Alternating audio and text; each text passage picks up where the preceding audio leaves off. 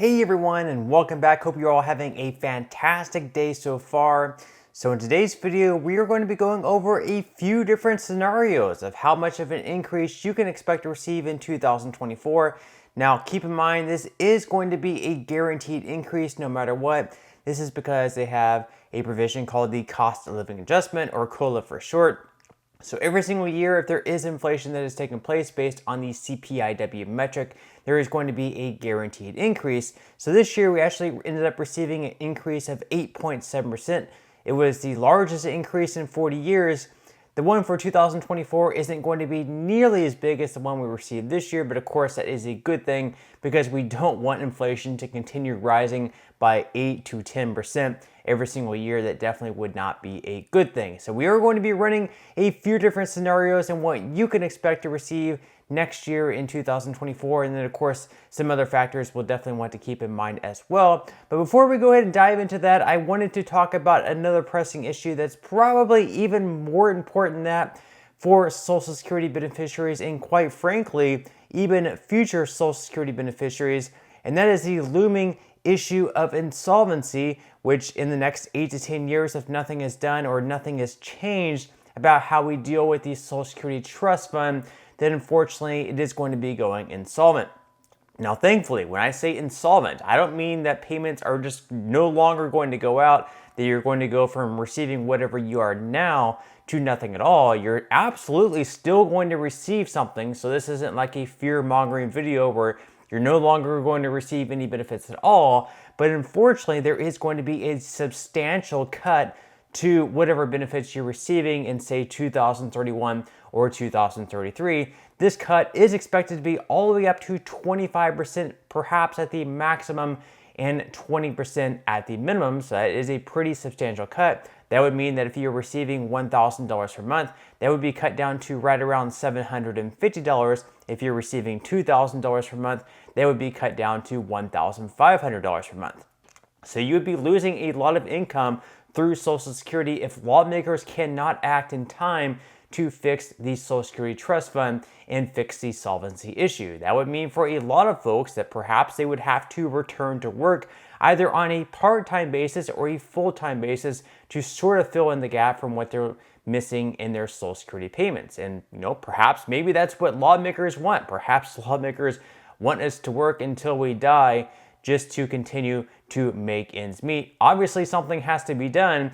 Now, thankfully, lawmakers are trying to do something, but they're just really not on the right path. They're not reaching across the aisle to the other lawmakers on the other side to try to work out a deal real seriously. They see that this issue is still far down the road, so it's not really something that they're incredibly concerned with right now. So just looking at a few different plans. First off, we have a plan from John Larson. He is a representative from Connecticut, and he has a plan called the Social Security 2100 Act. We're not going to go over the entire plan, but basically the premise is that he wants to increase benefits for everyone across the board by 2%, which isn't a huge increase, but it is something.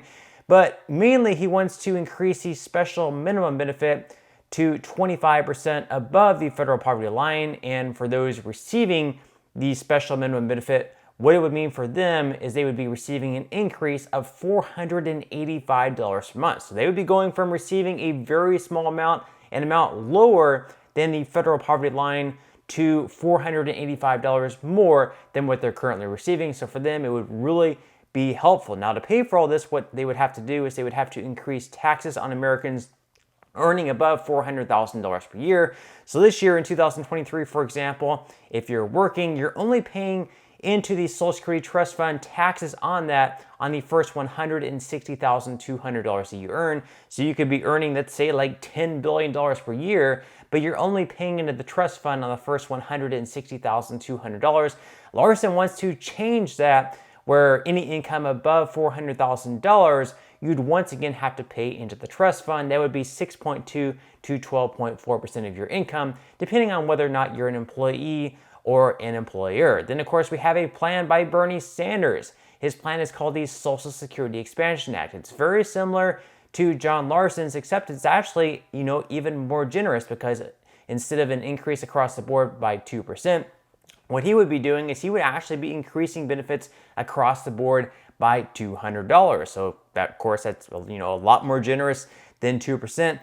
Then, like Larson, he would also be increasing the special minimum benefit to 25% above the federal poverty line, which again, like I mentioned, would be an increase of $485. But how his plan differentiates from Larson's is instead of taxing Americans earning above $400,000, he would actually be taxing Americans earning above $250,000. So, it's going to fit, many more people into that category paying into the trust fund, whereas right now, again, you're only paying into the trust fund on income up to $160,200. And, in Sanders' plan, again, it's going to be income above $250,000. And then finally, we have a plan by Sheldon Whitehouse, and his plan is a lot more basic, where basically he's just going to be taxing Americans earning above $400,000 per year. He's not going to be raising benefits for everyone. It's basically just taxing Americans more just to make sure that the trust fund stays solvent for a longer period of time. Now, if you notice here, these plans are all by Democrats. They don't have any Republican support whatsoever, and that's the main issue because, right now we have Republicans in control of the House. If we don't get Republicans on board with those bills, there's no way those bills are going to pass in the House. And then in the Senate, they would need at least 60 votes. Right now, Democrats do have a slim majority, but they would not have the 60 votes that they would need just because they don't have any Republicans on board with the bill. Now, certainly, maybe Democrats can gain 60 seats in the future in the Senate. I would say it's pretty unlikely, but it could possibly be done. Or they could get rid of the filibuster where they would only need, just a slim majority. Maybe they would only need 50 votes with Kamala Harris as the tiebreaker, or 51 votes. And that would be enough to get the bill by. But unless they abolish the filibuster or unless they gain 60 seats in the Senate, none of those bills really have a chance of passing. Now, that's where we bring in a bill by Bill Cassidy. He's a Republican, but he is actually reaching across the aisle and trying to get Democrats on board with his idea. It is called the Big Idea, and it is a bipartisan plan because it's being led by an independent candidate in Angus King, who happens to caucus with the Democrats. So here is Bill Cassidy basically talking about the issue and what he plans to do to solve it. Watch. And I could go down the list. Okay. But we've got to take care of those programs that you mentioned, Charles. Although some folks are worried about the inflationary aspects of it, I want to ask you about something else that's critical to voters, Social Security.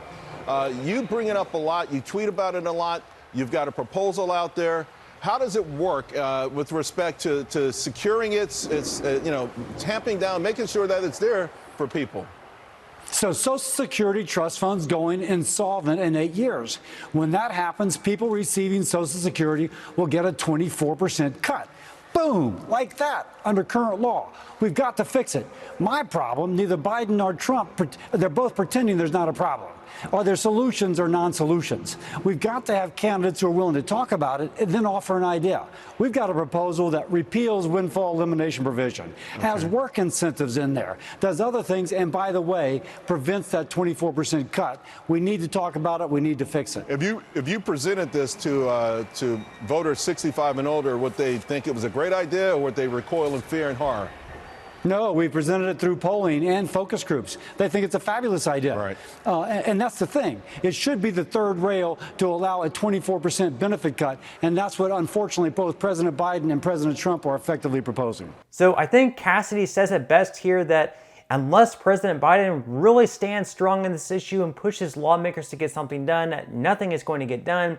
And he also talks about Trump really not talking about this issue like it's that big of a deal. No one wants to touch Social Security, but unfortunately, if no one touches it, what that's going to do is result in benefit cuts of up to 25%. Now, as far as Cassidy's plan goes, straight from his website here, it says that he would be taking $1.5 trillion and he would invest that separate from the trust fund. He would hold it in escrow over 70 years to take advantage of compounding, and then 75% of the shortfall will be covered. Then, of course, they would still need the other 25% to be covered. Where they would get that from, nobody really knows. Maybe they'd be raising the full retirement age. But basically, the main premise of this idea is to take $1.5 trillion separate from the trust fund, invest that money for, let's say, 70 years, and then hopefully gain a larger return than what they are gaining from treasuries, which is usually anywhere between, let's say, like 1 to 3%. Now, the problem here is that a lot of people think that investing is risky. They don't want to risk all this extra money. But of course, this would be separate from the trust funds, so they would not be risking money in the trust fund and benefits would still be going out.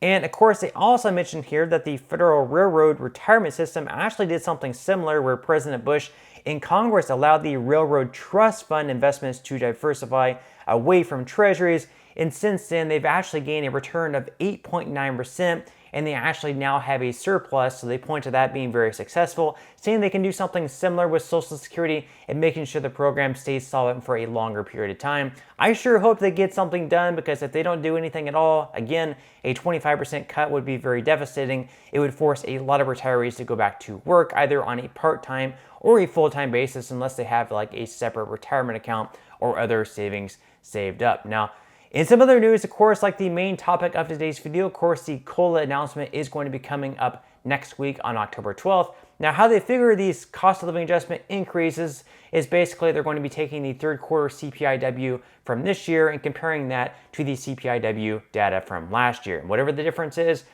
basically how big of the increase is going to be. We have different projections out there, but we actually have a pretty good article here from the Motley Fool, which talks about what this cost of living adjustment could end up being based on a few different scenarios. So basically, according to the Motley Fool, they say that if inflation is the same between August and September, next year's COLA will be 3.1%.